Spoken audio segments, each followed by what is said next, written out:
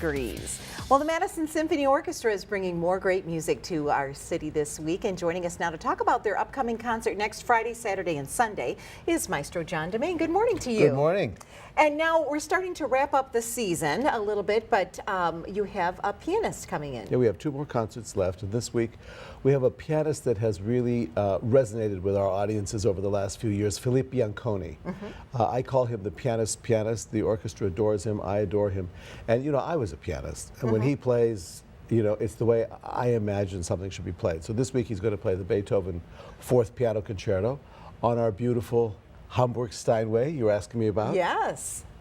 And they all look forward to playing on it. It's a fabulous piano. I myself went with Sharon Stark and Peter Livingston, who donated the piano, and we went to Hamburg along with my wife. We had a wonderful time, and it was fascinating. We played on 8 giant instruments and then chose this one. And of course, as I said, most of the artists, when they play on this one, they want to take it with them. It just has a gorgeous sound and power.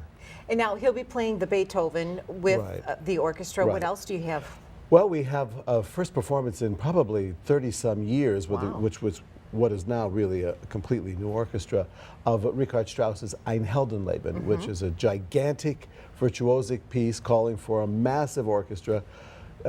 It's a tone poem. It's a sort of spoof on it, of himself spoofing his life. You know, he's the hero and his wife is his beloved, and his enemies are music critics, and he just uses that as the basis to write just the most fabulous piece. So do you bring in extra players, since you're talking about this as a big piece? Or yes, we do. I mean, we have a first call list of players that when we need these extra players, they have auditioned and they are. But you know, we have tremendous resource for all of these players. Certainly.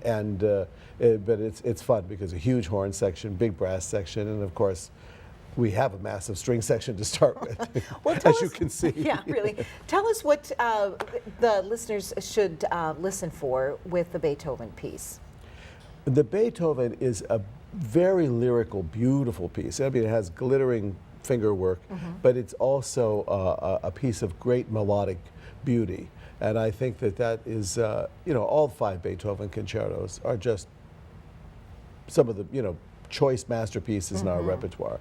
And we're also opening a piece by a 21st century composer, Kevin Putz, whose opera this year, Christmas Eve, premiered in Minnesota to rave reviews. And this piece is called Inspiring Beethoven, and he muses over what an artist must go through finding just the right thing in creating a piece. And so he does a sort of riff on Beethoven's 7th Symphony.